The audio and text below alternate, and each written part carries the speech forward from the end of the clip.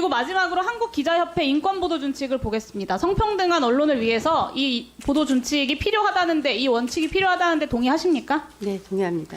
네, 한 언론사의 수장으로서 이 원칙들을 다 지켜가면서 언론사 운영하셨습니까?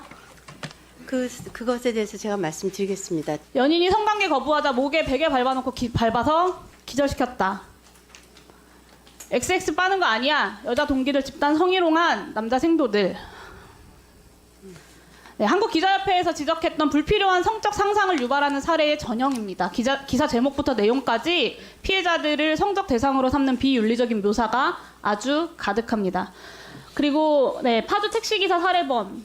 피해자가 놀랍게도 이 직업이었다. 피해자의 직업이 범죄의 원인이 된 것처럼 보도를 하면서 가십거리 삼는 전형적인 2차 가해 보도입니다. 서울 지하철 조심해야 된다. 심지어 이 기사는요. 시정 조치 전에는 아가씨 다리 좀 벌려봐 라는 말이 저 기사 제목 앞에 들어가 있었어요. 성범죄를 자극적으로 묘사해놓고 피해자가 조심하면 성범죄를 피할 수 있다라는 인식을 명백하게 확산시키고 있는 2차 가해 보도입니다. 이 사례들만 놓고 이야기를 하면 뭐 침소봉대한다고 하실까봐 제가 여러 가지 사례들을 갖고 왔는데요. 위키트리의 성범죄 관련 보도가 대부분 다 이렇습니다. 2대1로 땡땡을 하자고 하반신 엉덩이에 비비며 신음하는 여성. 제가 정말요 이 질의를 준비하면서 너무 혐오감이 들어가지고 입에 다 담지도 못하겠습니다. 이 보도들 대부분이요 김행 후보자가 경영에 관여한 이후의 기사들입니다. 그리고 언중이의 시장 공고를 받았던 기사들이에요. 근데도 지금까지 위키트리 홈페이지에 남아 있습니다. 그 사건에 대한 보도만 문제가 아니라요. 여성 유명인에 대한 성적 특성만을 부각한 성희롱적 보도도 악질적으로 양산을 했습니다. 넘겨주세요. 역대급 노출이다. 눈 풀렸다. 갈 때까지 갔다. 오우야. 이게 위키트리가 여성을 대하는 태도였어요. 그리고 팩트체크 없이 각종 커뮤니티들의 논란 글들을 퍼다 나르면서 유명인에 대한 사이버 불링도 조장했습니다.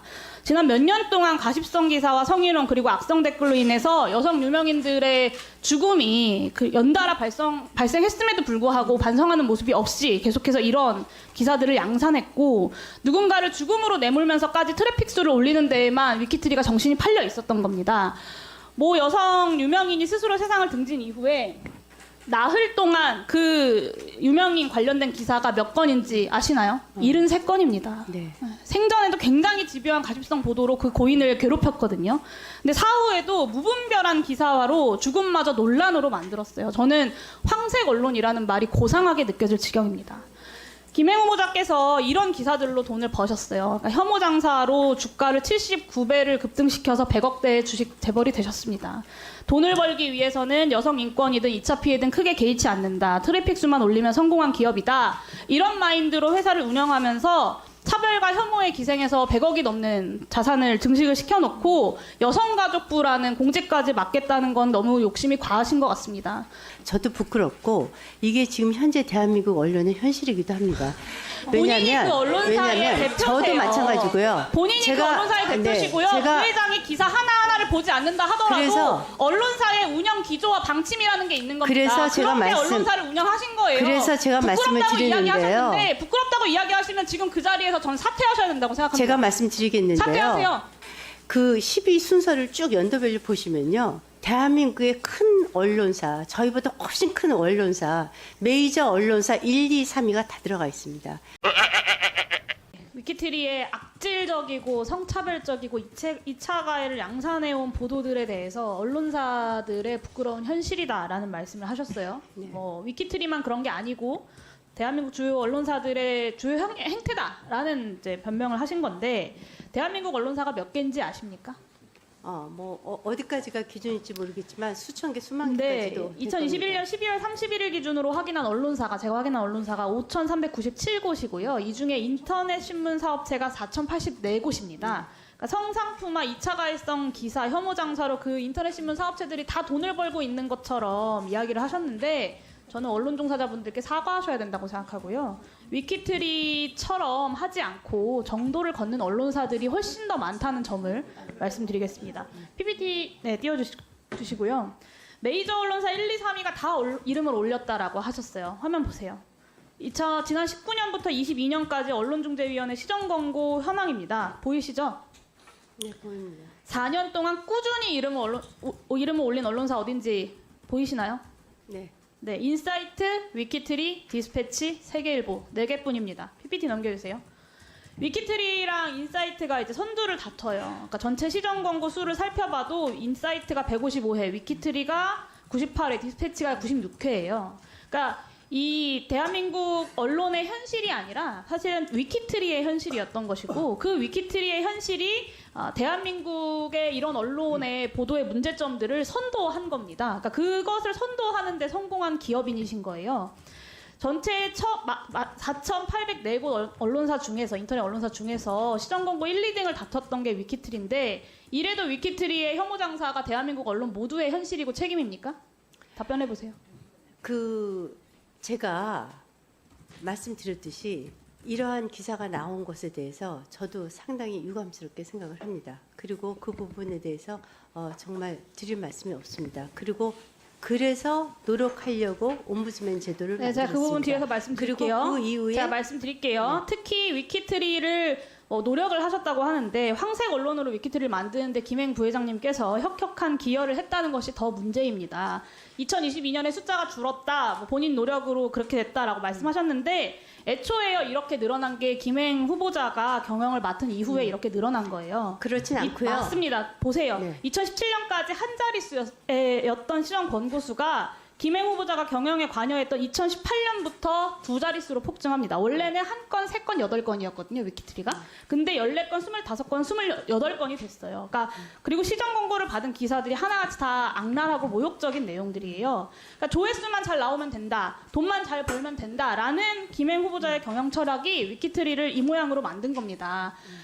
누누이 얘기하시는 게 폐업 위기에 내몰렸던 기업을 성공시킨 거다라고 말씀하시는데, 그 성공 비결이 이런 악랄한 기사들, 차별 장사, 혐오 장사, 조회수 장사였던 겁니다. 이래도 김행 후보자는 이런 보도를 해결하기 위해서 최선을 다했다라고 말씀하실 건가요? 제 건수에 대해서 말씀드리겠습니다. 저희가 2020년 이후로 직원들이 많이 늘었는데요. 2020년 말고요. 2018년에 네. 김행 부회장이 말씀드립니다. 경영에 오고 나서부터 이렇게 사실상 늘어났다는 걸 말씀드린 거예요. 불량률이 아니고요. 그리고 퍼센트가 아니고요. 불량 건수거든요.